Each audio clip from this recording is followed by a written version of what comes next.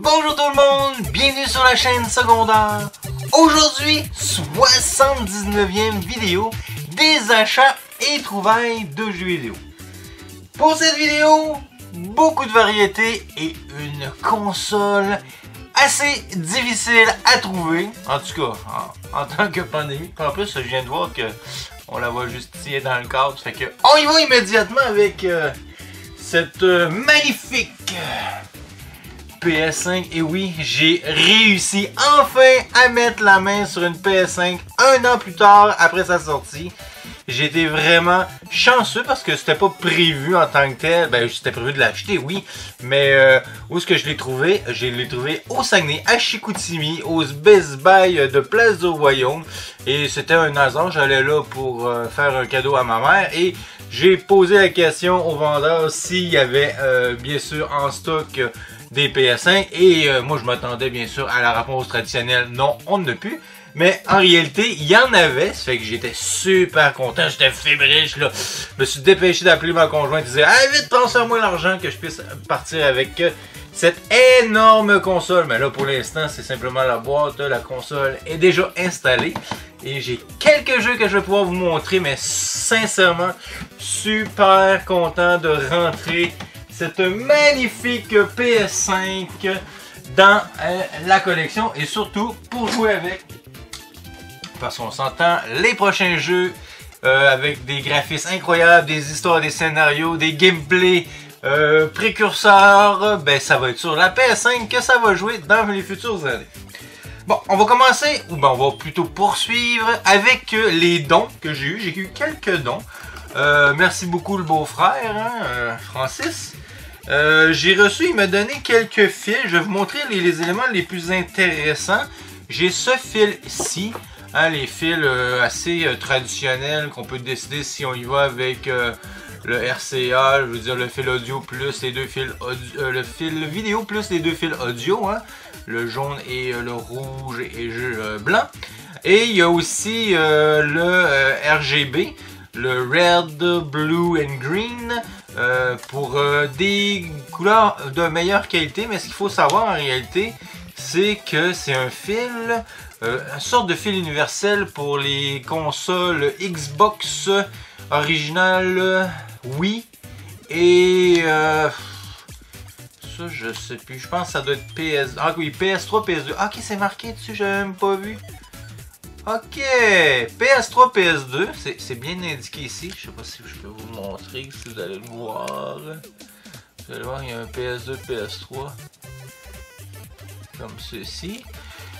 Ici c'est sur la Wii. Et ici c'est... C'est bizarre, c'est le seul qui n'est pas marqué. Mais à mon avis c'est Xbox original. Peut-être 360 aussi, étant donné que dans les premières générations de 360 on pouvait retrouver encore cette connexion là. Fait que quand même très intéressant. Au départ je pensais que je pouvais mettre collecter la Wii, pas la Wii U mais la GameCube. Malheureusement, je m'étais trompé. J'aurais bien aimé ça, pouvoir mettre la GameCube en RGB. Et il m'a refilé aussi ces deux petits, on va dire, détecteurs, ou en tout cas, pas adaptateurs, parce qu'en fin de compte, c'est pour jouer à Guitar Hero. Et quand on retrouve ceux-ci, c'est pour les modèles PS3. Si vous avez une guitare mais vous n'avez pas ce petit bidule qui va détecter, vous ne pourrez pas jouer bien sûr à la PS3 avec vos Guitar Hero. Ce qui n'était pas le cas avec la 360. La 360, tout était à l'intérieur de la manette de la guitare en réalité. Ça fait que je trouvais ça bien sympathique, mais très content parce que disons que je suis un bon collectionneur de guitares. Avec PS3, sûrement que ces petits capteurs vont servir pour des futures guitares. Très content, merci beaucoup. Des petits cadeaux comme ça, des petits dons, ça fait toujours plaisir. Autre élément qu'on a récupéré au village des valeurs, ben on y va toujours, on est toujours capable de trouver pas mal de jeux, c'est que j'ai récupéré un bon lot. C'est sûr que c'est rien d'extraordinaire, surtout quand vous allez comprendre que ces jeux-ci, c'est juste du sport. Mais à 2 $, je trouvais que ça valait la peine. C'est du 360. J'ai récupéré les NHL de 2016 à 2020. Ça veut dire 2016, 2017, 2018, 2019 et 2020. En réalité, j'aimais bien ça. Je me suis dit, bah, c'est des jeux de hockey, j'aime bien le hockey. À 2$, ça vaut la peine. Et au pire, ça me ferait toujours des bonnes boîtes à changer si je vois que je veux un jeu de meilleure qualité. Mais en réalité, je vais les garder comme ça parce que tous les jeux de sport se retrouvent avec une espèce de petits collants de qualité, on va dire, en rapport à la ligue. Et là, on se retrouve toujours avec des petits collants NHS. Fait que c'est très complexe à enlever, sincèrement, sans briser les boîtes. Et en plus, je pense qu'il y a 2 boîtes à l'intérieur que je me retrouve avec des... Je vais vous montrer rapidement, mais comme ça. Des codes pour jouer au Xbox Live. Fait que s'ils fonctionnent, ben disons que je rentre très bien dans mon argent. Fait que très content de rentrer ça dans la collection Xbox One qui se situe ici. Après ça, au même village et valeurs, dans la même période, dans le même achat, j'ai récupéré ce petit jeu qui est en réalité un Final Fantasy XIV, mais un jeu uniquement online. C'est peut-être le défaut de ce jeu-là. À un moment donné, quand il n'y aura plus le service, ça ne fonctionnera plus, mais pour 2$, je me dis pourquoi pas. Au pire, ça fera une boîte de PS4 de qualité. Et dernier achat au village des valeurs. On a un petit lapin crétin, hein, Raving Rabbit, avec un petit sous-titre Rayman. Parce que je pense que les lapins crétins ont apparu dans Rayman, mais ça, je ne suis pas certain. Ah, j'ai même le prix en arrière encore. Bon, je suis en train de me demander si j'ai nettoyé cette boîte-là. J'ai un 4,99 ici, complet, en bon état. Ça fait toujours plaisir. Ça fait qu'un petit Rayman, un petit lapin crétin, je veux dire. J'en avais déjà un à la Wii. J'avais déjà cette version-là, je pense, sur un 3D.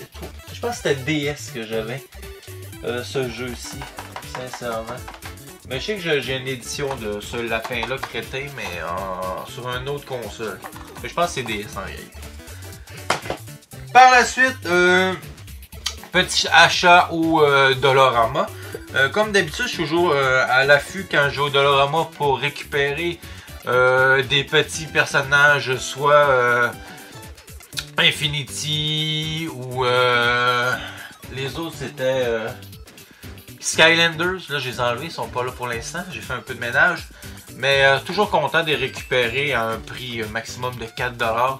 Fait que je les garde dans leur boîte. Puis à quelque part, bien sûr, c'est des petites figurines qui vont prendre de la valeur. Puis je suis toujours content quand même de les posséder. Autre achat qui est un petit peu non commun, on va dire, c'est l'achat de tout ça. Si vous connaissez un petit peu le format, peut-être vous êtes capable de deviner c'est quelle console. C'est la PSP. Malheureusement, ce ne sont pas des jeux, ce sont tous des films. Je vous les montre rapidement comme ça. Ils étaient tous affichés, sauf un, à 2$. J'ai dit au vendeur, gars, je te prends le lot, là, puis fais-moi un bon prix. Il me les a fait à 1$ en réalité. Fait que ici, j'ai une parodie de Star Wars et de Titanic. Supposément que c'est, en tout cas, un pouce. Puis c'est Leonardo DiCaprio qui joue, qui fait la comédie. Faudrait que je vois, là. Hein, parce que ça, c'est des films. Des films qu'on écoute sur PSP, hein, dans le format de cette console UMD. Hein, puis il y en a plusieurs films, sincèrement, et il doit y en avoir proche de 200, peut-être même plus, sans problème. Là. Faut que je vous montre le chiffre ici, là, exactement. Je vais faire ma petite recherche. Un autre film ici que je me souviens plus, le titre en français, je pense que c'est Moins cher la douzaine, Cheaper by the dozen, je pense que c'est ça, moins cher la douzaine en plus. Ils l'ont traduit intégralement. American Pie 2. Tag Little Nine, je sais plus, c'est une affaire de course avec Will Ferrell, un acteur très connu pour son humour. American Pie, mais Ben Camp, c'est que ça c'est une suite ou en tout cas un spin-off en rapport à American Pie. American Pie le premier, ce film-là est totalement neuf. Hein, il est seal. Il y avait un plastique par-dessus, mais qui était brisé, je l'ai retiré. Viva la Bam, une émission à l'époque qui était sur Much Music ou Music Plus, là, un gars qui fait des niaiseries. Il a fait un film. Peut-être un des meilleurs du lot, Ice Age, un excellent film, sincèrement, j'adore. Un autre bon film d'action, Bad Boy 2, on peut avoir le 1 aussi. Ah oui, ça c'est bien, X-Men, sincèrement ça. Il y a des films là-dedans que je vais prendre le temps d'écouter. Et Behind in Me Line, je sais pas, derrière la ligne ennemie, quelque chose de même. Fait qu'un film de guerre, sûrement. Fait que ça me dit rien ce film-là, mais ça va peut-être la peine de l'écouter. Puis ça reste sympathique, tu sais, je veux dire, c'est un peu comme quand j'achète, là vous le voyez pas, mais j'ai mon petit lecteur ici de HD DVD, qui est une curiosité aussi, étant donné que Blu-ray l'a remporté. Mais là, c'est une autre curiosité. C'est des films... bien sûr des films de l'époque, hein, de la PSP, même il y a des films là-dessus qui datent de avant, mais qui ont décidé de faire sur ce format-ci. Et moi je trouve ça, depuis que j'en ai acheté un, fin de compte, j'avais acheté ça, je vous l'avais montré dans une autre vidéo, ça m'a comme donné le goût d'y collectionner, ça fait que, pour ça, bon, on verra bien ce qu'on va faire avec ça, mais on s'entend qu'à 1$, ça reste très très abordable comme achat. Après ça, on peut y aller avec un petit peu de Wii U. Hein, on a trouvé, bien sûr, si je me trompe pas, c'était soit sur Facebook Marketplace ou Kijiji. J'ai ramassé ce petit objet, accessoire, hein, qui est dans une boîte qui mérite un petit peu d'amour. Ça, je prendrai le temps de l'arranger, légèrement décollé. C'est à fin de compte, en réalité, c'est un case en plastique pour mettre sur la mablette, hein, de la console. Ça permet bien sûr, avec un petit papier, de la protéger. J'avais déjà ce case-ci quand j'avais récupéré ma Wii U blanche, qui était déjà dedans. Je trouvais ça quand même bien sympathique. Mais là, le trouver en boîte, ben j'ai fait, ah pourquoi pas, hein, c'est un accessoire. Vous voyez, on l'ouvre, on met la cadavre dedans, puis ça fait en sorte de bien la protéger. Fait que ça... Je trouvais que c'était une petite pièce cocasse, intéressante. Si je me trompe pas, je l'ai payé 10$. C'est un prix correct pour un petit accessoire comme ça. Moi, j'avais aucun problème à payer 10$ pour ça. Ça me tentait de l'avoir. Tu sais, on s'entend que on collectionne des fois, on achète des trucs qui passent, puis on... C'est pas toujours la pièce la plus intéressante, mais en réalité, ça reste quand même un petit élément de plus dans la collection de la Wii U, parce que la Wii U, pour moi, ça va être une collection, pas une collection, mais je veux dire, ça va être une console et jeux qui plus tard vont avoir un plus grand engouement qu'elle a eu quand elle était sortie à son époque, qui a pas vraiment fonctionné. On est capable de trouver quand même plusieurs bons jeux, qui sont bien sûr sortis en plus sur la Switch. Jeux Wii U que je ne possédais pas. Les jeux Wii U que je possède pas, que je recherche, il n'y en a pas tant que ça. Il y a des jeux qui valent très cher qui m'intéressent pas du tout. Parce que en réalité, j'ai pas l'impression que je vais jouer. Mais comme celui-ci, ce petit Batman Arkham Origins, qu'on peut retrouver sur 360 et PS3 aussi. Ben là, je l'avais pas parce qu'il existe deux Batman sur la Wii U.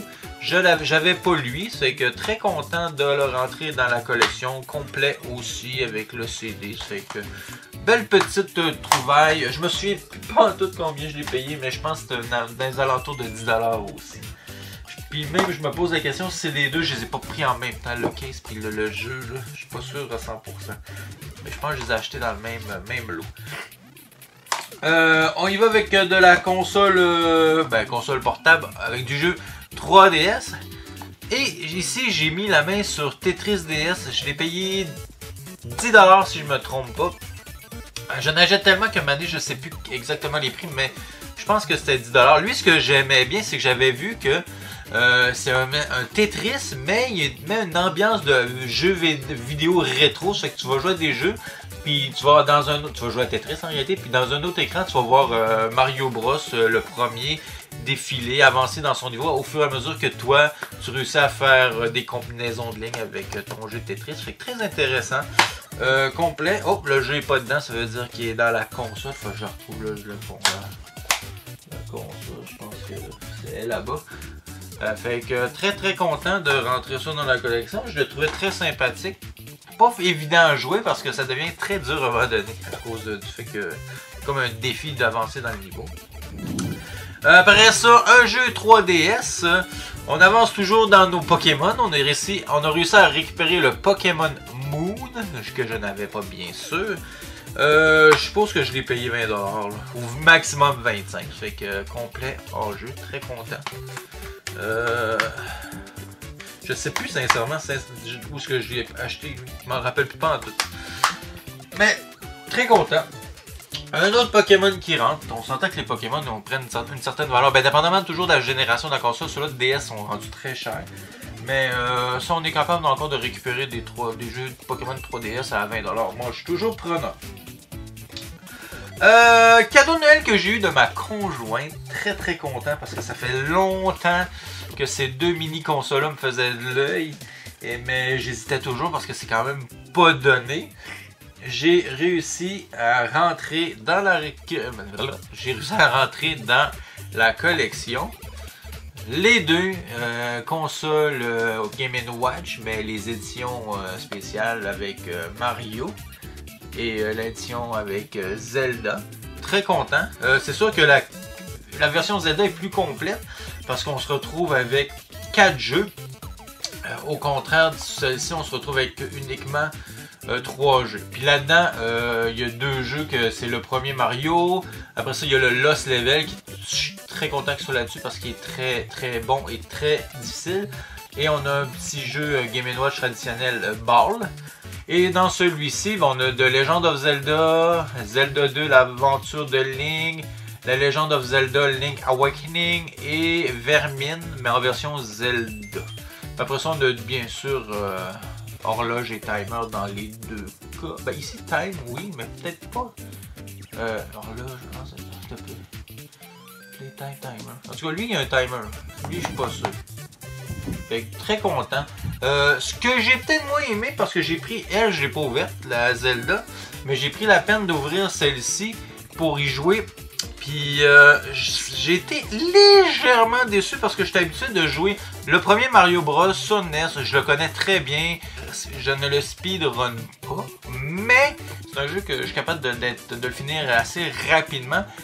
Puis je trouve que le fait de manipuler, les touches sont très petites, je trouve que il y a peut-être, je sais pas si c'est un temps de latence, mais je trouve que c'est pas aussi agréable que le Mario que je suis à la Nintendo. Fait que ça, c'est bien important. Fait que, mais très très content, ces deux pièces-là rentrent dans la collection. On va aller retrouver bien sûr les Game & Watch qui existent déjà dans ma collection, mais super content de rentrer ça dans la collection. Par la suite, on poursuit avec des jeux de PS4. J'en ai rentré 3. J'ai mis la main sur un Dead Gambit. Fait que ici on se retrouve avec un jeu très rétro, style 2D, plateforme 16 bits. Fait que c'est un petit jeu que je connaissais pas en réalité, puis que j'ai décidé d'acheter parce que je trouvais qu'il avait l'air d'avoir une petite patte graphique intéressante. Fait qu'il restera à voir si ça vaut la peine d'y jouer. Puis en plus, je pense qu'il est sorti sur d'autres consoles comme la Switch. Mais là, je m'avance un petit peu en rapport à ça. Après ça, j'ai mis la main sur 2 jeux PlayStation VR. Fait que j'ai mis la main sur le petit... C'est Rick and Morty Virtual Reality. Que j'ai pas eu le temps d'essayer vraiment. Mais la collection VR a continué à grandir parce que j'adore collectionner ces jeux-là qui seront pas évidents à trouver plus tard. Bien sûr. Et surtout lui qui est... Quand je l'ai vu, j'ai appris qu'il existait. Je me suis dit, oh, je le veux absolument. Et on se retrouve avec un Five Nights at Freddy Help Wanted.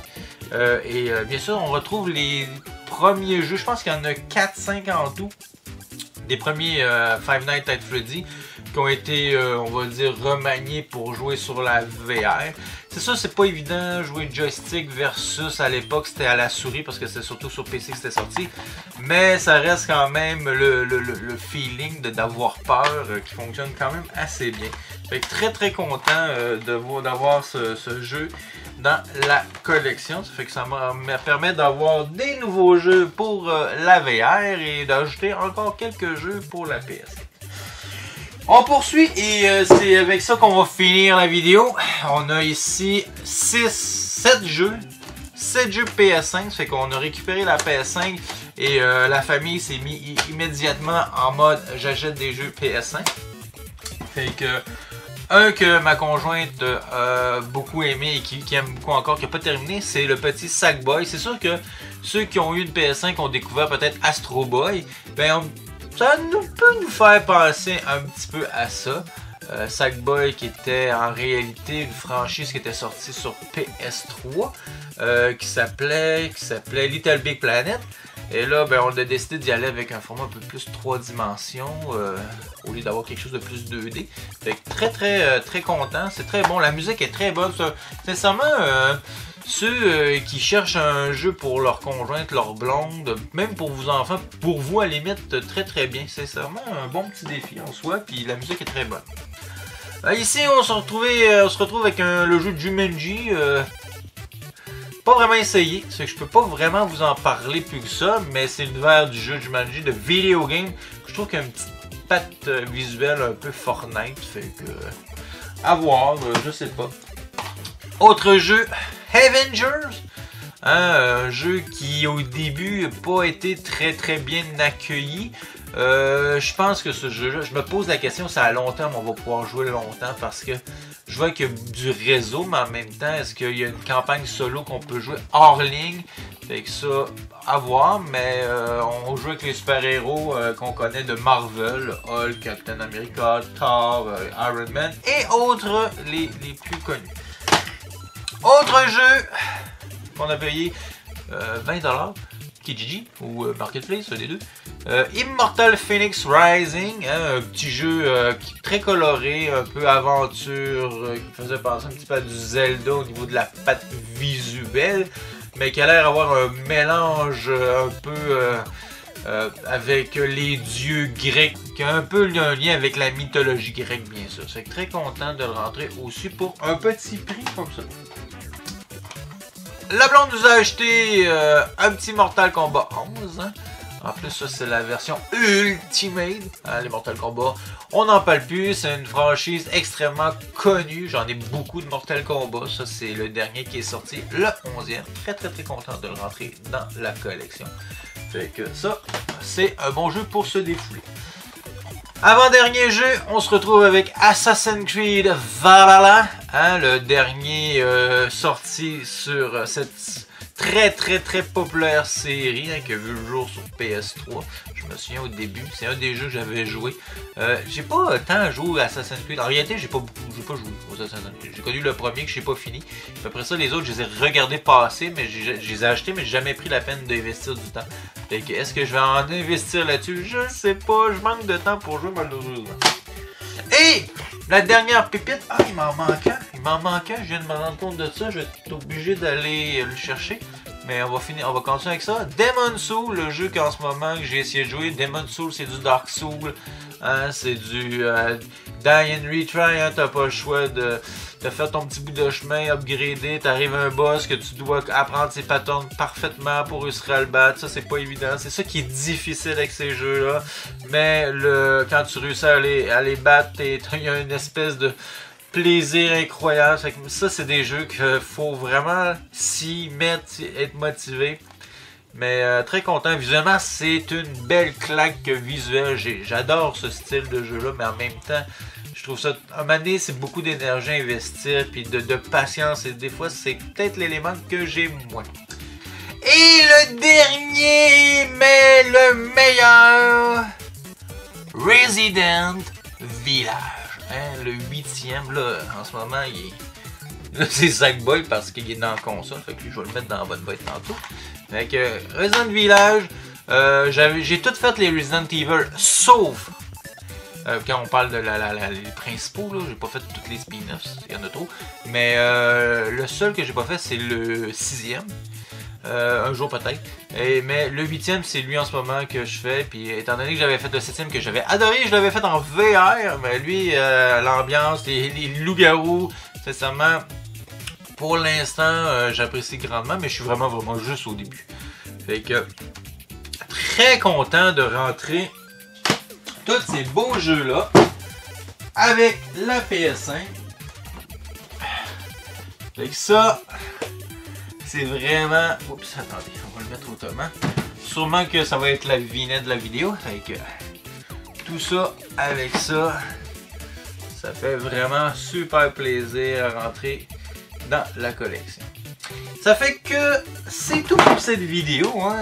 J'espère que vous avez apprécié. N'oubliez pas de mettre des commentaires, des petits pouces en l'air. Ça fait que moi je vous dis bye et à la prochaine vidéo.